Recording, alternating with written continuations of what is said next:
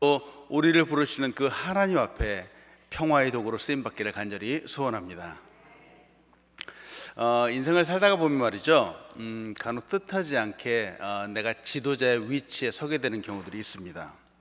열심히 노력해서 지도자의 위치에 서게 된다면 참 기분 좋은데 말이죠, 간혹 가다가 등 떠밀려서 이렇게 서게 되는 경우들도 있죠. 특히 교회가 그렇잖아요. 교회가 한 해가 가면서 부서의 리더십들이 이제 바뀌게 되는 경우들이 있습니다. 회장, 총무 이런 리더십들이 교체되는 거잖아요. 리더십들이 교회를 잘 섬기기 위한 자리이고 또 부담도 가죠. 그래도 작은 부서이지만 이 부서의 장이 되고 총무가 되고 힘들기도 하지만 열심히 섬겨서 내가 열심히 섬김으로 인해서 함께 있는 사람들의 믿음이 성장하고 또 이 부서가 잘 세워지고 이것 때문에 또 교회가 든든히 서가지고 또 이 교회가 또 좋은 소문이 나게 된다면은 너무 보람되고 벅찬 일이잖아요. 2019년도에도 우리 교회가 이제 새 성전에 들어가게 되죠. 부흥하고 발전하기 위해서 리더들을 세워야 하는 시기가 되었습니다. 리더의 위치라는 것은 여러분 아시겠지만 이제 남들보다 조금 더 열심히 하는 거잖아요. 여간 그렇지만 여간 부담스럽지 않고요.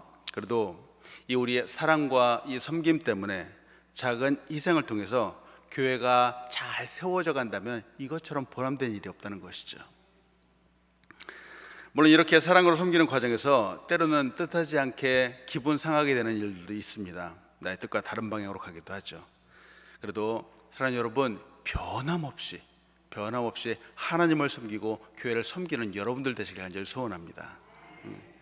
왜냐하면 우리가 이렇게 열심을 다해서 하는 이 섬김이 말이죠, 이 진심이 결국은 잘 드러날 것이기 때문이죠. 우리의 이 섬김을 결국은 하나님이 보고 계시고요, 또 우리 옆에 있는 사람들이 나중에 알아주게 된다는 거죠. 오늘 우리의 섬김을 통해서, 이 작은 섬김을 통해서 이 시대에 큰 부흥의 역사가 나타나길 간절히 소원합니다. 역대하 본문을 묵상하면서 히스기야라고 하는 유명하고도 놀라운 왕이 등장을 하죠. 그런데 이 히스기야 왕이 이 역사의 무대로 등장해서 정말 왕으로 등장했을 때의 이 시대적인 상황을 한번 살펴볼 필요가 있습니다.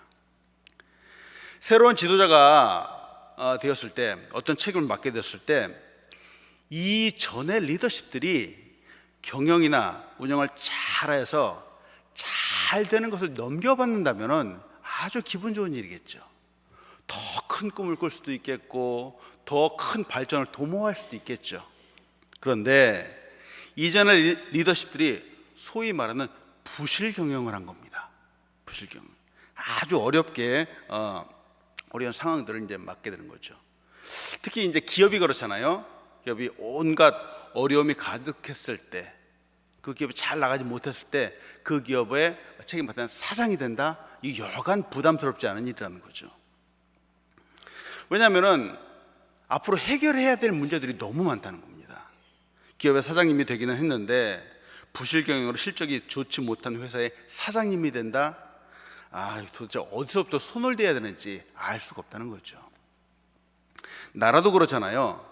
이전에 왕이나 대통령이 국가의 경영은 잘 하지도 못하면서 정말 돈만 밝히고 막 그냥 국가의 외교도 제대로 하지 못하고 그랬다면 이게 다음 그 왕이나 대통령이 되는 사람이 어떻게 해야 될까? 앞이 깜깜한 거죠. 히스기야 왕의 아버지가 있었습니다. 바로 아하스 왕입니다. 아하스 왕이 16년 동안의 짧지 않은 기간 동안에 이 나라를 다스리면서 온갖 악행과 우상을 일삼았던 거죠. 악행과 우상을 일삼았던 그 결과가 무엇일까? 바로 하나님의 진노를 샀던 겁니다. 그래서 아주 심각한 결과, 그 상황을 바로 만들었습니다. 유다는 아람이라는 나라 또 북이스라엘에 계속됐던 침략으로 인해서 많은 군사를 잃었습니다. 또 재물도 강탈을 당하는 그런 상황이었습니다. 아버지 아하스 왕이 이웃 나라였던 아수르에게 도움을 청하였지만 이마저도 배신을 당해서 나라가 말이 아니었습니다. 이런 상황에 히스기야가 왕으로 딱 올라간 거죠. 이런 나라를 물려받았다. 히스기야 왕이 오를 때의 나이가 25세였습니다. 아주 젊은 나이였죠. 한국으로 보면은 25세의 젊은 나이면은 대학생쯤 되잖아요. 친구들과 어울려서 술도 먹고 막 여러 가지 그런 재미있는 놀이를 할 때인데 왕이 되었습니다. 그의 아버지 아하스의 악한 행동으로 인해서 쇠약한 나라, 부실한 이스라엘을 물려받게 되었던 거죠. 이런 상황들은 난감했던 거죠. 이것이 꼭 이렇게 가슴 벅차고 꿈에 부풀고 잔치를 벌이고 하는 그런 상황이 아니었다는 겁니다. 우리가 이런 히스기야 상황, 그의 입장이라면 과연 어떻게 했을까요? 근데 오늘 본문에 보니까 히스기야가 이런 상황에서 놀라운 지혜를 발휘하더라는 거죠. 난세에 영웅이 난다라고 하는 문장이 있습니다. 그렇잖아요. 뛰어난 지도자는 이런 상황 속에서 희망을 바라보는 사람이라는 거죠. 우리 그리스도인들은 이런 어려운 상황에서 낙담하지 않는 사람입니다. 여러분, 지금 우리가 살아가는 이 2018년도라고 하는 이 시대는 말이죠, 영적으로 아주 힘든 시대가 되었습니다. 그러나 참 소망, 우리 그저 예수 그리스도 하나님을 노래하시고 이 복음의 희망을 전하는 여러분들 되시길 간절히 축복합니다. 오늘 본문을 통해서 함께 나누고 싶은 첫 번째는 인생의 우선순위는 바로 예배에 있다는 것이죠. 인생에서 말이죠, 살면서 가장 중요한 것, 가장 먼저 하고 처음으로 해야 할 것이 무엇일까? 바로 예배입니다. 오늘 본문에서 이 히스기야 왕의 역사의 무대로 등장하면서 그가 첫 번째로 한 일은 말이죠, 바로 예배 회복에 있었다라고 하는 거예요. 오늘 본 말씀 역대하 29장 29절에서 30절은 이렇게 말합니다. 제사 드리기를 마침에 왕과 그와 함께 있는 자들이 다 엎드려 경배하니라. 히스기야 왕이 귀인들과 더불어 레위 사람들을 명령하여 다윗과 선견자 아사베 시로 여호와를 찬송하게 하며 그들이 즐거움으로 찬송하고 몸을 굽혀 예배하니라. 히스기야는 왕이 되면서 이 왕의 그 직무를 대하는 태도가 조금 남달랐습니다. 이 29장을 시작하면서 그 2절에 나오지만 히스기야는 그의 조상이 되었던 다윗의 모든 행위와 같이 여호와 보시기에 정직하게 행하였다라고 이 히스기야 왕을 말하고 있다는 거죠. 다윗처럼 행하였다, 또 여호와 보시기에 정직하게 행하였다, 놀라운 칭찬이잖아요. 그렇다면은 그가 다윗처럼 행하고 여호와 보시기에 정직하게 행한 것이 과연 무엇일까? 도대체 무슨 행동을 했기 때문에 이토록 큰 칭찬을 받은 것일까? 생각해 보지 않을 수 없죠. 그가 왕이 되어서 가장 먼저 한 일은 바로 예배했다는 거죠. 도대체 아까도 말씀드렸지만 나라의 상황을 볼 때 도대체 히스기야가 제대로 된 정신을 갖고 있는 것일까 한번 생각해 봅니다. 보세요. 아버지 아하스가 나라를 거의 패망할 정도로 만들어 놓았습니다. 이때는 나라를 재정비하는 데 혼신의 힘을 기울여야 되잖아요. 국력도 키워야 되고 주변의 나라들과 참 외교도 펼쳐서 안정도 되찾아야 하고 또 국민들, 백성들도 잘 돌봐서 해야 되는데, 보니까 히스기야는 이 모든 나라를 정비하는 일보다도 먼저 바로 예배했다는 거예요. 예배. 25살의 나이에 왕이 올라서 나라를 다시 보니 정말 과관이 아니었습니다. 근데 히스기야는 나라가 이 지경이 된 이유가 무엇일까? 바로 정확히 보고 있었습니다. 문제의 핵심은 바로 하나님과의 관계 회복, 바로 하나님께 드리는 예배가 다 죽어 있었기 때문입니다. 관계 회복이 되지 않았습니다. 그의 아버지 아하스가 저지른 치명적인 죄악은 바로 우상 숭배였습니다. 우상을 섬기면서 성전을 폐쇄했고요, 성전의 문을 굳게 닫았습니다. 그의 아버지 아하스가 했던 행동이죠.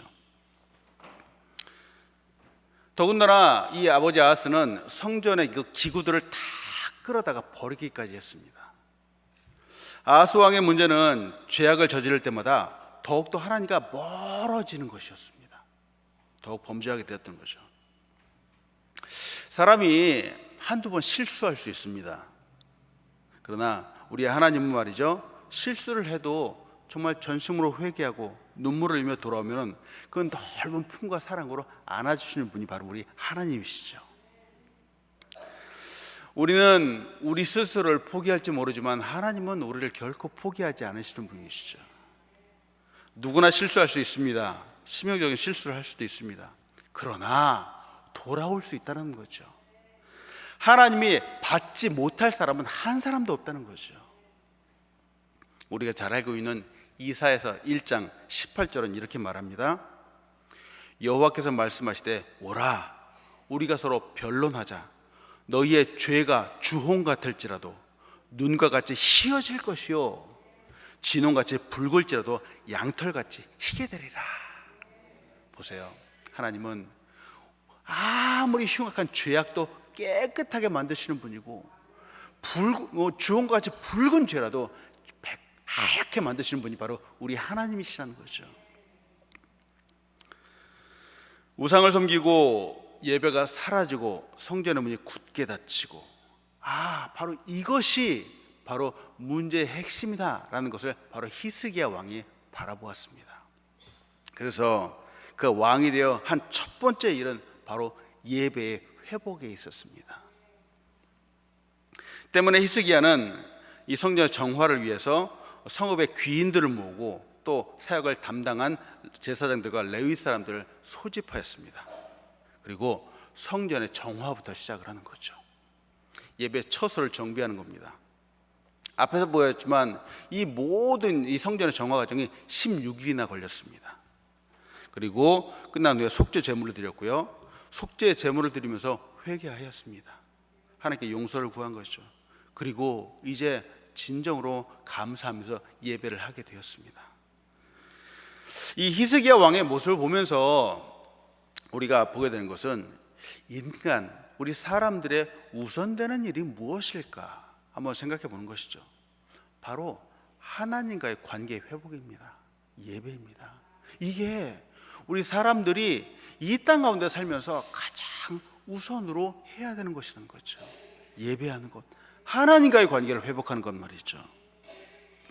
우리는 하나님을 예배하도록 살도록 창조되었다는 것을 여러분 꼭 기억하시기 바랍니다.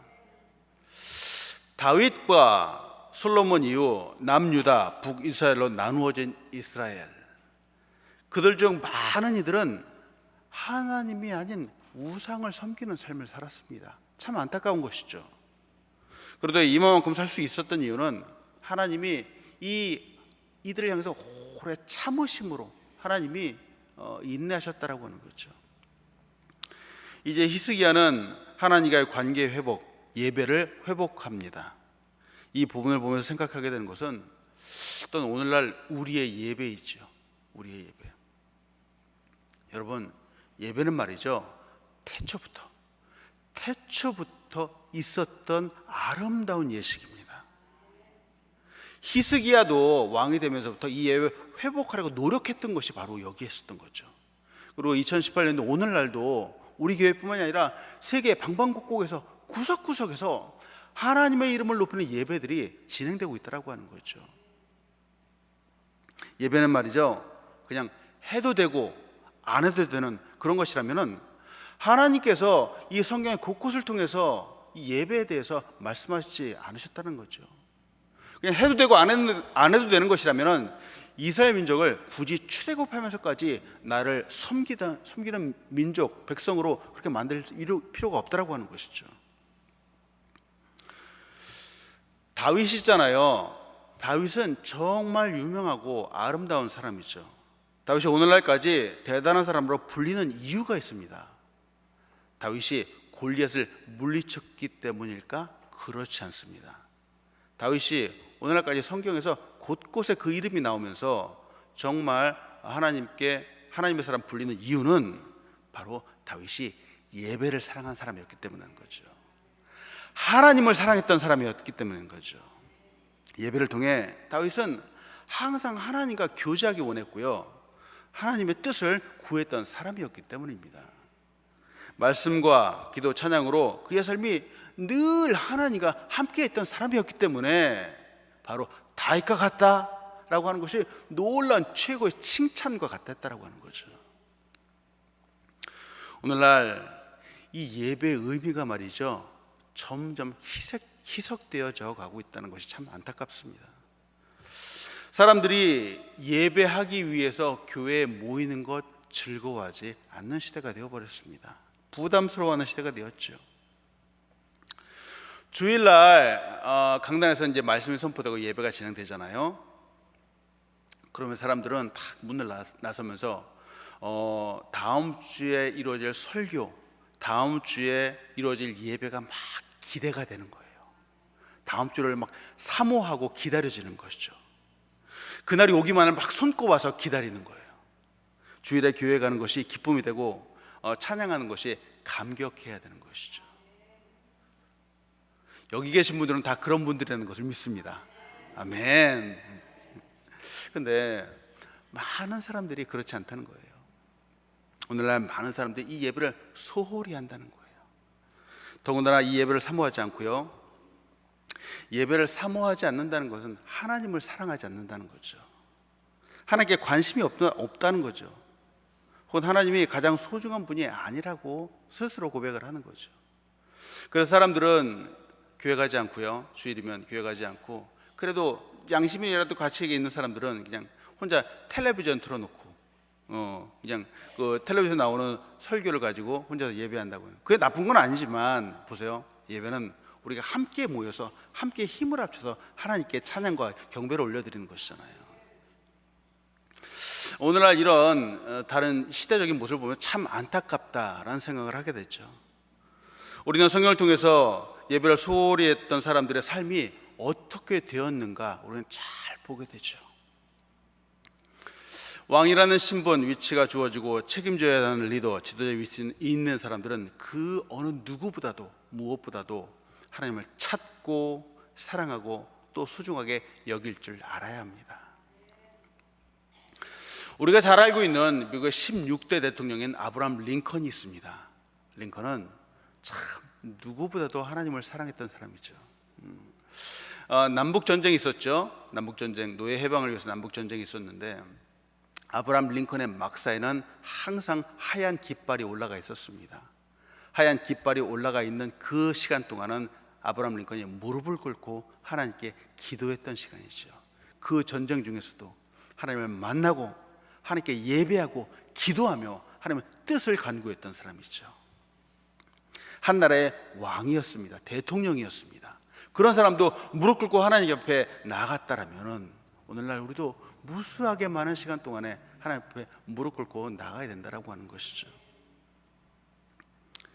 기도하면서 하나님의 인도하심을 받는 여러분들 되시기 바랍니다. 예배하면서 하나님을 찾는 여러분들 되시길 간절히 소원합니다. 인생에서 가장 중요한 것은 무엇일까? 바로 하나님을 찾는 것이죠. 예배하는 것입니다. 찬양하고 기도하고 말씀 가운데 은혜 받고 그리고 나의 삶을 하나님께 드리는 것이죠. 이때 죄악으로 무너졌던 삶이 회복되게 된다는 사실을 믿으시기 바랍니다.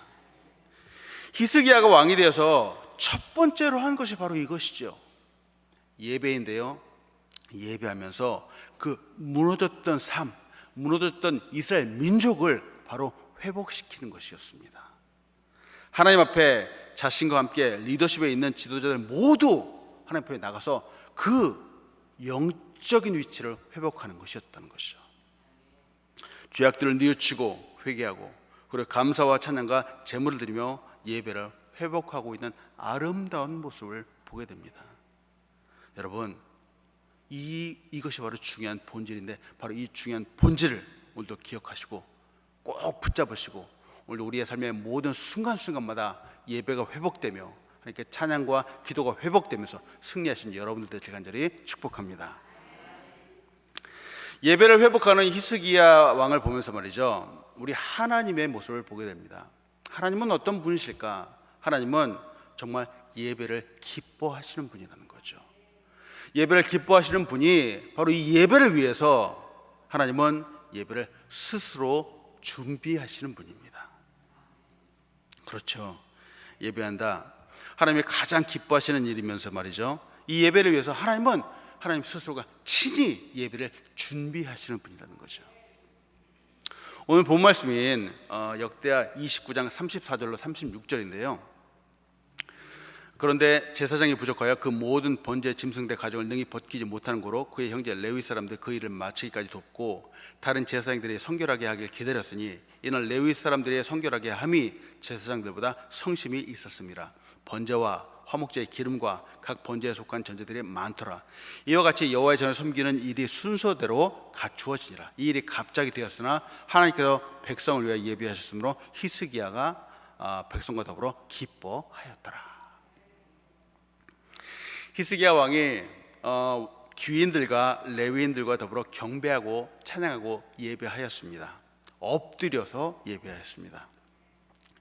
예배가 회복되면서 많은 사람들이 감사의 예물을 가지고 온 것이죠.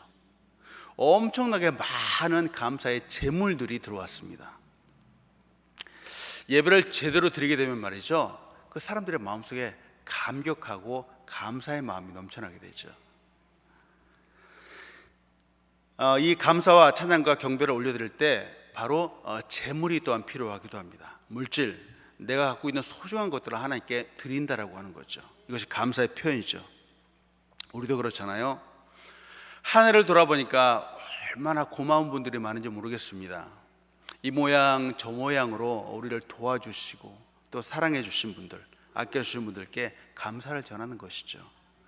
아주 작은 선물 하나만으로도 감사의 마음을 전하는 정말 아름다운 그런 모습들이 보여지게 되죠. 하나님께 예배할 때 우리는 하나님의 놀라운 일에 감사를 올려드리는 것이죠. 물질을 드리고 마음을 드리고 정성을 올려드리는 것입니다. 히스기야가 예배를 회복하면서 말이죠, 예배가 회복되니까 사람들이 바로 예배의 제단 앞에, 하나님 앞에 엄청난 제물을 가져왔습니다. 오늘 본문을 보니까 번제물로 드려지는 숫소가 70마리, 숫양이 100마리, 그 다음에 어린 양이 200마리입니다. 그 외에도 구별하여 드린 소라고 또 있다는 거예요. 구별하여 드린 소가 있는데 무려 600마리나 되고요, 양이 3,000마리나 되었다는 거죠. 와, 모두 다 하나님께 예배하기 위해서 제물로 드린 것인데 이것들을 제물로 드리기 위해서는 제사장이 필요했습니다. 그런데 오늘 성경 보니까 제사장이 부족하였다 이렇게 말하는 거죠. 더구나 번제 짐승들의 가죽을 능히 벗기지 못하였다라고 오늘 성경 말합니다. 이유는 이 제물이 심히 많기도 했지만 사실은 당시에 이 제사장들이 있었긴 했지만 이 제사장들이 우상 숭배에 참여하였기 때문에 이 제물을 잡아서 예배의 자리로 가져갈 자격을 상실했었기 때문에 그렇습니다. 아하스 왕이, 히스기야 왕이 바로 왕이 오르기 전 아하스 왕이 있었을 때 아하스 왕은 우상을 섬겼죠. 아하스 왕도 우상을 섬기면서 바로 그들만의 제사장들이 또 필요했던 것이죠. 왕의 명령이었으니까 이들은 아하스 왕과 함께 우상을 섬기기도 했었습니다. 그런데 히스기야가 왕이 되고 예배가 회복되었습니다. 그렇다고 과거에 우상을 섬기던 그런 사람들이 회개도 없이 성결함도 없이 정결함도 없이 거룩하신 하나님 앞에 바로 제사장의 직분으로 바로 나올 수 없었다는 거죠. 그런 직무를 수행할 수 없었습니다. 그래서 레위 사람들이 와서 도왔던 거고요, 더군다나 다른 제사장들이 성결하게 되기까지 기다렸다라고 하는 겁니다. 근데 여기서도 성결하게 하는데 레위인들이 더욱더 적극적으로 성심하는 그 모습을 보였다라고 하는 거죠. 성심이란 진실함으로 한다는 거죠. 참된 마음으로 하는 거죠. 우상이 아닌 참 하나님을 예배하는 것에 열심을 내는 이런 사람들이 있었다라고 하는 겁니다. 이 모습을 보면서 생각하게 되는 것이 바로 이거죠. 보세요. 예배는 말이죠, 아무나 예배의 자리로 나올 수 있는 게 아닙니다. 아무나 죄악을 마음대로 범하고 우상을 마음대로 섬겼던 사람이 예배의 자리에 나온다고요? 그럴 수 없다라고 하는 거예요. 성결하게 구분된 사람, 성심을 다하고 열심히 있는 사람이 바로 예배의 자리로 나올 수 있다라고 하는 겁니다. 예배를 기뻐하시고 예배를 준비하시는 하나님은 무엇을 준비하시는가? 먼저는 사람을 준비하시는 분이시죠. 하나님은 히스기야 왕을 준비하셨는데요. 히스기야 왕이 나라가 어려운 가운데 왕이 되었지만 그가 한 일은 가장 먼저 예배를 회복하는 것이었는데, 예배를 회복을 시작하였는데 이게 히스기야 왕이 마음이 좋아서 이렇게 한 것 같지만 사실은 하나님께서 이를 준비하셨다라고 하는 거예요. 하나님께서. 어제 그제도 보았지만 예배가 무너진 시대에 제사장의 딸이었고 히스기야의 어머니가 되었던 아비야가 있었습니다. 하나님은 이 아비야를 준비하셨던 거죠. 아비야를 준비하면서 바로 예배 회복을 하나님께서 준비하셨다라고 하는 겁니다. 놀랍죠? 아비야를 준비시키시고 그 여인을 통해서 히스기야 왕을 준비하신 분이 바로 우리 하나님이시죠. 사람을 준비하신 분 바로 하나님이 하셨습니다. 그리고 하나님은 예배를 위해서 바로 상황과 여건을 준비하시는 분이라는 거죠. 보세요. 때가 되니까 이렇게 사람들도 준비되지만 재물들도 준비되었고 더군다나 부족한 제사장들도 돕는 레위인까지 하나님이 다 준비하셨는데요. 근데 아까도 보죠. 이 모든 것들이 시간이 좀 걸립니다. 히스기야 왕이 왕으로 나오기까지 준비되고 또 준비되고 기다리고 또 기다리는 거죠. 더군다나 우상을 섬겼던 제사장들 위해 다른 제사장들을 선결하게 되기까지 또 여기는 기다려야 되는 과정들이 있었습니다. 또 레위인들이 준비되기까지도 기다렸죠. 때로는 느리게 되는 것 같아 보이기도 하죠. 그런데 하나님의 때가 되면 말이죠. 하나님의 때가 되면 순식간에 이 모든 일들이 이루어진다라고 하는 겁니다. 마지막 구절에 36절에 보니까 말이죠. 이 일이 갑자기 되었으니 라고 성경이 이렇게 말하는 거죠. 이 한 문장이 나옵니다. 모든 사람의 준비 과정, 재물의 준비 과정, 예배의 준비와 회복 과정 오래 기다리는 것 같지만 때가 되니까 이것들이 순식간에 이루어지더라는 겁니다. 이렇게 이루시기 위해서 하나님은 여건과 상을 준비하시는 분이라는 거죠. 그리고 하나님의 예배는 하나님은 이 예배가 감사와 축제가 되기 원하시는 분인 거죠. 31절 이후에 보니까 아까도 말씀드렸지만 예배가 회복되니까 많은 사람들이 감사의 예물을 주님께로 가져왔다는 거죠. 축제 예물을 가져왔다는 거죠. 예물 드리면서 마음에 원하는 자는 번제물도 또 따로 가져왔다라고 성경이 이렇게 기록하고 있는 거죠. 속죄제를 하고 나서 이번에는 감사 예물을 드린 겁니다. 그 마음속에 감동과 기쁨이 있는 거죠. 사람들이 억지로 하지 않았습니다. 여러분, 예배의 자리에 기쁨과 즐거움으로 나오는 여러분들 되시길 간절히 소원합니다. 하나님을 즐거워하시는 여러분들 되시길 간절히 소원합니다. 말씀을 마칩니다. 우상 숭배로 성전의 문이 닫혔었습니다. 은혜와 축복의 문도 닫혔습니다. 나라가 전쟁과 위기로 어려움을 겪게 되었습니다.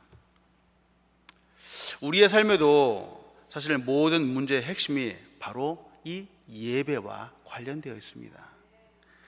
성전의 문이 닫혀 있는가? 성소들의 기구들이 더럽혀져 있지 않는가? 찬양과 기도, 말씀이 들리지 않는가? 우리의 마음이 하나님의 거하시는 성령의 전인데 말이죠. 때문에 우리의 마음 말이죠. 하나님이 거하시는 이 성령의 전은 날마다 회개하고 또 날마다 예배하고 하나님을 향한 이 마음의 문을 활짝 열어야 된다라고 하는 거죠. 이때 하나님은 우리의 마음을 회복시켜 주시고 하나님의 축복을 우리의 마음속에 부어 주신다라고 하는 겁니다. 하나님은 준비하시는 분입니다. 특히 예배를 준비하시는 분이죠. 하나님께서 우리 모두를 예배자로 부르시기 위해서 하신 일이 있습니다. 놀라운 일이 있습니다.